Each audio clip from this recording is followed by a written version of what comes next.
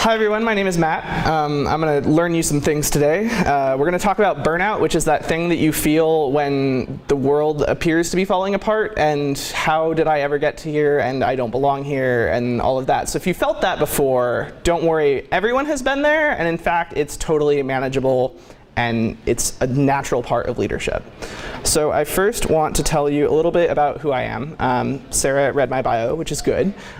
What she didn't mention is that I'm now the president of 5 law school student organizations. So I decided that what I did in undergrad wasn't enough, and I was going to take over a bunch of stuff in law school and also start for the first time ever a secular legal society and a Native American Law Students Association at the University of Chicago Law School for the first time in its history, which I'm pretty excited about. We're going to do some cool things. I like doing lots of things at once, in case that's not obvious. I have a hard time fitting all of the activities that I do on my resume.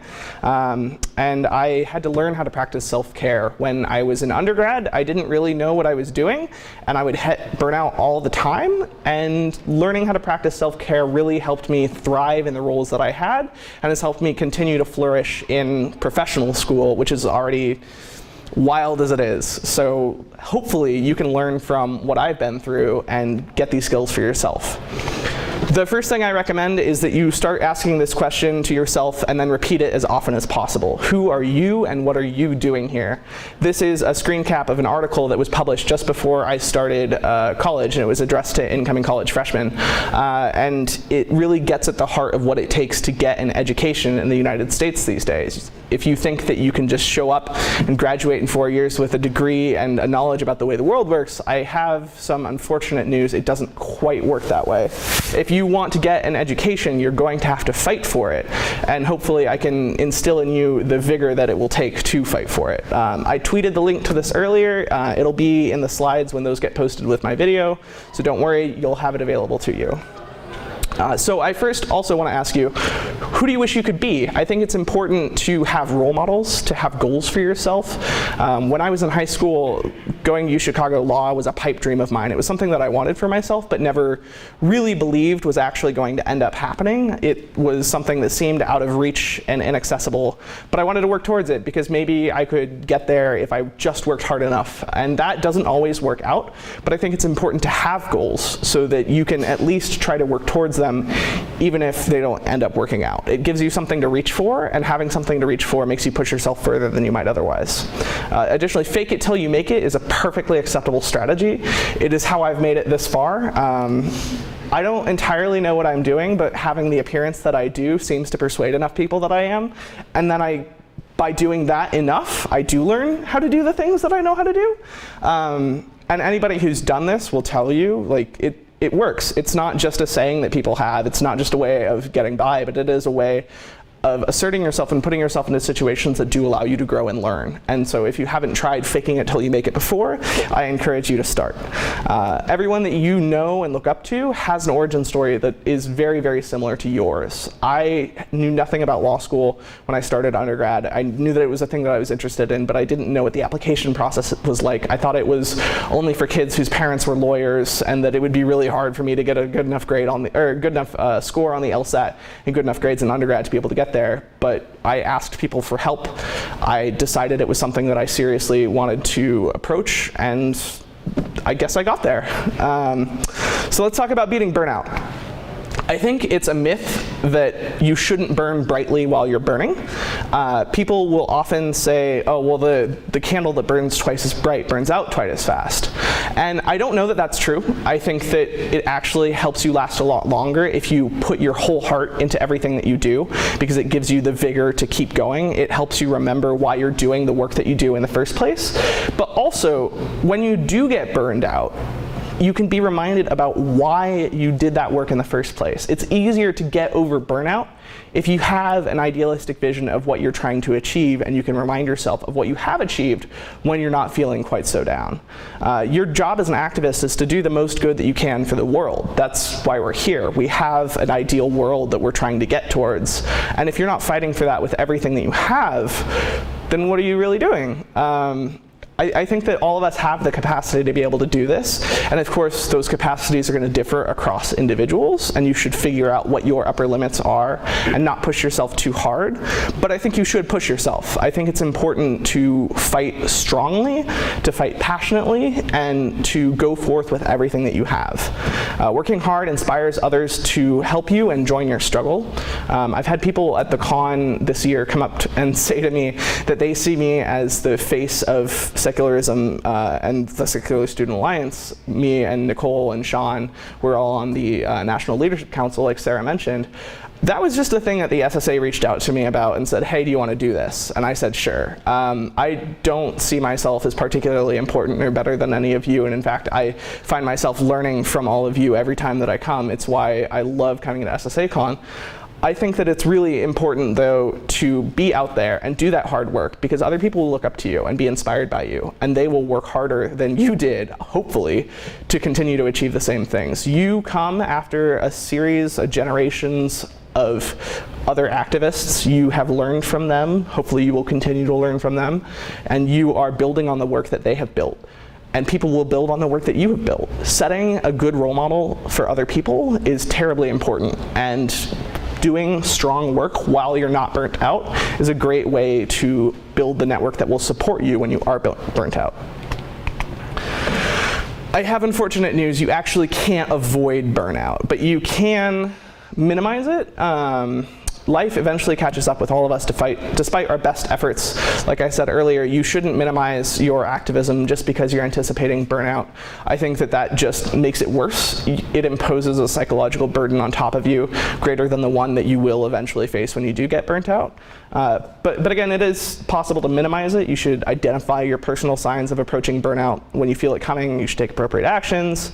You should have a self-care regimen that you can practice, that you know works for you. It takes a lot of time to figure out exactly what that is, and if there haven't been other talks this year about self-care, there's lots of great resources online about how to practice self-care well. You should ask for help from others when you need a break. That's a lot easier to do when you've inspired others to join your cause in the first place. And while you're burnt, you should work to maximize your uptime. Don't lose yourself in your downtime. It's really important that you remind yourself that burnout is temporary and it happens to everyone. If you push yourself to keep working after burnout starts to set in, you might fully burn yourself out and not be able to light that flame again, and that would be terribly unfortunate. We would be so sad to lose you from the movement, because everyone here is incredibly valuable. You want to give yourself time and space to heal and recover. It's okay to take breaks from organizing. It's okay to say, I need some personal days or week or maybe even a month, depending on how bad the burnout is. Don't lose yourself again, but do give yourself space. You want to take steps to get yourself back on track. Make sure that you do, during your burnout phase, everything that you need to do to keep your life in order. This is the part of the getting by, not just giving in to everything. And you want to ease into the work when you start to get back into it. You don't want to take on everything all at once. You don't want to say, oh, I'm going to organize these 3 events. Don't worry, I'm ready for it. That might be true, but you might set yourself back into burnout really quickly, and that's something that you want to avoid. But you're not going to get beat by burnout, as if. I think it's important to hold everything in balance. So these are the 4 villains from the 4 books of The Legend of Korra, which is the sequel to Avatar: The Last Airbender, and one of my favorite shows of all time. There have been a lot of fan theories about how they designed the villains from this series, but the way that I see it and the way that it's captured in this wallpaper is that they took these ideas and they pushed them to extremes instead of holding them in balance, because they are good ideals. The villains in the show tend to take things too far and too literally and not hold in balance the ideals of equality, harmony, freedom, and unity. I think it's very, very important to understand that every guiding principle that drives us can be taken too far, and you can take yourself too far. And without the appropriate amount of balance in your life, you will down spiral in a way that will hurt you and others. You should capitalize on your strengths. I know that you are good at some things and bad at others, so work on improving your weaknesses. but you're good at stuff. That's why you're here. You decided that you wanted to come to this conference because you want to be a better person, and that alone takes a lot of effort. You had to fly or drive or otherwise travel here, and that's nothing to scoff at. And you have strengths, and you are good at doing things. That's why the SSA loves you and supports you. And I'm here to help you understand how to keep capitalizing on those. But you shouldn't also be afraid to ask for help. I think I'm going to say ask for help like 10 times during this presentation, because it's true, and it's the thing that I am worst at. It's one of my own personal weaknesses, and I know that a lot of people feel really uncomfortable asking for help. There are a lot of reasons that we could get into about why that is, but I think it's an important skill to work on, to recognize when other people know how to help you and are willing to do so. And it's not an admission of defeat or weakness to ask for help. They want to see you thrive and succeed, and they will help you achieve that. And don't miss the forest for the trees. So if you've never heard this saying before, it's essentially the idea that there's a larger picture. But I think in a more articulate metaphor. When you are walking through a forest on a hike, you'll notice all these various trees, but you might forget the forest itself. You might be focused on certain day-to-day tasks, but forget the larger picture, forget the forest of everything that you're trying to achieve. And that larger picture, that forest, can be really, really useful for reminding yourself why we're in this fight to begin with. You should also check yourself before, during, and after you wreck yourself. Feedback and self-assessment are, again, some of the most important tools that you have as an activist. Talking to other people is a skill that we don't practice often enough. We are historically very, very bad at self-assessing, at asking for feedback from others. The culture that exists today does not promote people asking for feedback from others when they screw up, and it doesn't promote giving feedback to others. There's just a lot of silent self-loathing and criticism of other people, and I'm guilty of this too, and it's something that I continue to work on. It's important to do reflective practices both as an individual and as a group. Your group has a specific leadership style. You as an individual have a specific leadership style. You want to work on your own reflections, but you also want to make sure that the group has a larger reflective purpose and that you engage in that frequently, because you might have crossed wires and not know it. You want to make sure you know what you learned, you want to know what you can learn from others, how you can do better, and how you can be better. Part of what's great about the SSA is that its goals are to help you be better people, not just better activists, and I think that's wonderful. And in case it feels really hard, just remember, the dude abides. I'm sure we can all sympathize with this meme.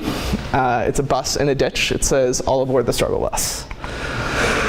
And maybe you've seen this one recently too. So I got told a lot in undergrad by various professors, you can't do everything that you want to. And I think that's wrong. I think that you can do everything you want to. You just have to be very careful about it. If you plan everything appropriately and you know what you're getting into and you know your limits, you can do everything that you want to. I told the people at the law school that I wanted to start a bunch of new groups this year, and they asked me, how many groups are you going to be involved with for this coming year, as I was writing my slides for this talk, actually. And I said, well, I'm going to be the president of 5 student organizations. And they said, oh shit. And then I said, I'm also going to be on the boards of 5 more. And they said, how are you going to have time for that? And I said, well, I'm going to be a 3L, so there's that. Like, 3L is whatever. But also, it's because I plan appropriately for all of these organizations. I know exactly what my role is in each one. I know what it requires. I've become extremely familiar with the process of filling out the paperwork to make the organizations go. And I know how to delegate appropriately and give responsibilities to the next generation of leaders. I'm graduating this year, which means that it's my job to figure out, if I want these organizations to survive, who's going to run them, and train those people appropriately, and train them how to train the people that come after them. I think that's something that gets forgotten a lot in leadership transitions. You can't just train the people to come after you. You have to show them what you're doing as you train them so that they can train the next generation. Especially for law school, where you're only there for 3 years and people's interest sort of wanes after maybe even the first year. You have to have really, really good turnover practices, and that's something that I work on. But you can do everything you want to. You have to be careful. You should learn from the past. You should make sure you remember that you're standing on the shoulders of giants. There are so many people who have come before you. Even in this room, I see people whose shoulders I have stood on and whose advice I have learned from. That humbles me on a daily basis and reminds me why I do the work that I do. and helps me remember to look out farther than they ever have. Plenty of people can offer you advice, former group leaders, the National Leadership Council, which Sarah mentioned, and your SSA campus organizer, just to name a few. If nothing else, society is an accumulation of knowledge about what not to do. You should not light your butt on fire. You should not show up late to things. You should not give up in the face of danger. There are all kinds of things that people before you have learned not to do, and you should ask them what those are, because I bet they have some great stories to go along with them. You should plan for the future. It's okay if your plan changes, but you should have one, and you should anticipate both best case and worst case scenarios. Without a plan, it's easy to get lost in the weeds of whatever it is that you're trying to make happen. And that means not just events themselves, but the whole year. You should have a plan for what your year is, and you should have a long-term 5-year plan and 10-year plan. Whatever you want to achieve, you should have a plan for it. Again, the plan will change, but having goals and plans will help you remember what it is you're here for. You don't want to be like this guy for so many reasons. Don't forget to live in the moment. I talked about the past and future, but I think what people really forget, especially, is a lot of people end up living in the future, and I'm guilty of this too. I'm thinking about graduation and whether I'm going to have a job and what it's going to be and what my career path will look like after that first job. And sometimes I just really need to center myself in the moment and remind myself, I'm having an amazing time at an amazing school, surrounded by amazing people. I'm doing cool things like going to SSA Con. I'm meeting new friends all the time. Life is good, things will be okay, and I will be all right. And that helps me remember why I'm here in the first place and do the work that needs doing. So here's some practical tips for activists.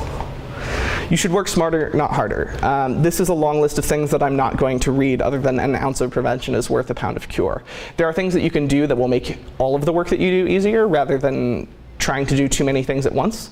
And this will go online, and it's a lovely list of resources and ideas for you to use. But again, at the bottom, you should document your failures and how to avoid them. It's a hard thing to do, to admit that you screwed up on something, and it's even harder to describe how exactly you screwed up.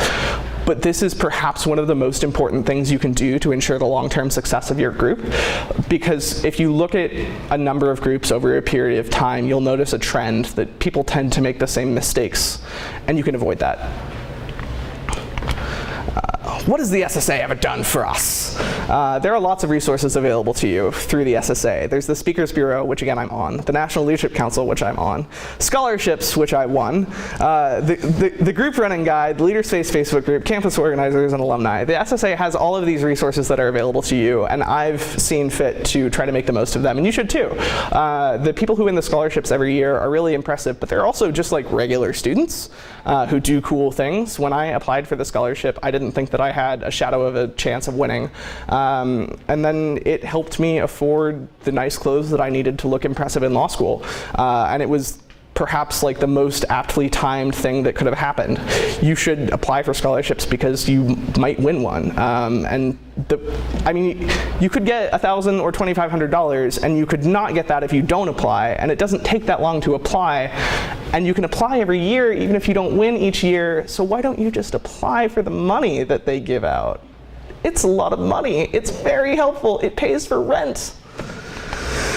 You should do the work. You should not just talk about it. People often make plans and talk about those plans, but not actually put them into action, and I'm guilty of this as well. Like, I know that I have a big assignment that I need to work on, and I'll have a plan for what I do, what I want to do for the assignment. Like, I'll have it in my head, but I just won't start writing the paper until too late. The paper, we get 2 quarters to write papers in law school, and frequently people will write them like the weekend before they're due. This happens to basically every law student, and it shouldn't. We should be better than that, but inevitably we're not. So I hope that you learn from us and put those plans in action. It's helpful to just start writing if you're writing a paper. It's helpful to just call a meeting if you're trying to organize something. Take the first step to whatever it is you need to do, and you'll find that the rest is really, really easy to get done. And then you'll have free time. Instead of like procrastinating and having a thing hanging over your head, you'll be able to actually enjoy what you would have been doing while you're procrastinating. It's really nice. It happens to me sometimes, not often enough. I'm working on it. And again, it's okay if you get stuck, and it's okay if you ask for help, but get up and going. Get started with whatever it is you're trying to do. It'll make your life a lot easier. You should also talk about the work, not just do it. It's a huge mistake to work in silence. It's really important it's really important to have people to hold you accountable for things. This is like a big concept in weight loss, actually. You should tell people, oh, I'm trying to lose weight. I'm working on exercising more. I'm doing all of these things. It forces you to talk about what you're actually doing, and they'll ask you questions like, oh, what's your plan look like? When are you trying to reach this goal? How are you going to do it? Do you have anyone to support you? Do you want to do it together? That sort of thing. This is totally true for group running as well. If you talk to your other leaders about what you are doing, even if you're doing the work and not procrastinating, it's really, really helpful to have someone to talk to. You'll find that you'll just bounce ideas off of them. There's a principle in coding called rubber ducky debugging, in which, I'm glad someone knows what that is, in which you put a rubber ducky on your desk and you explain what every single character in the code does to the rubber ducky, because it turns out that just talking to an inanimate object about what it is you're trying to achieve is really, really helpful for finding out where things are going wrong. So too with leadership. So the background for this slide is from the movie Accepted. It's a 2006 B-movie comedy with Justin Long and Jonah Hill and Blake Lively. And it's really great. It's my favorite movie, actually. It's not high cinema by any means, but I find it to be really inspiring, and every time it's on TV, I have to watch it to the end because it's just awesome. And what they did was they created a college that didn't exist, and then successfully argued that it should exist and got a temporary year's certification, and that's how the movie ends. But what they did when they started out was they got a whiteboard and they wrote, what do you want to learn on it? And people created their own classes. So you can see the art of kissing, skateboarding, walking down the road thinking about stuff, mo money, mo money. And those ended up all being actual classes, and there's a bit near the end where they're giving tours to prospective students talking about the classes and why they're valuable. They were able to find value in the things that they cared about. And I think that in the process of becoming yourself, you have to do the same thing. You have to figure out what it is you care about and why that matters. And you have to figure out who you are. What do you want to stand for? Who are your role models? Why do you look up to them, and how are your relationships with them? There are a lot of people at this conference that you might have looked up to for a long time, but you haven't talked to them. You should build a relationship with them. They're very friendly. They'll be happy to talk to you and give you advice. It's amazing how just reaching out to people helps you create the relationships that will last for a long time. Looking forward is important. Who knows what could happen? These are all the things that are in the slides so that you can watch them because they're great for burnout. These are supplemental materials that I recommend. Awesome reading. Good luck. Questions? We have time for questions? You have one question. I have one question. You can ask me questions later too. Questions? Your question is not one question. One question? What about, so you talked about the self-help. Yeah. Give me an example of that. What would that be? Self-care? Yeah, self-care, yeah. So watching movies, playing video games, burning things.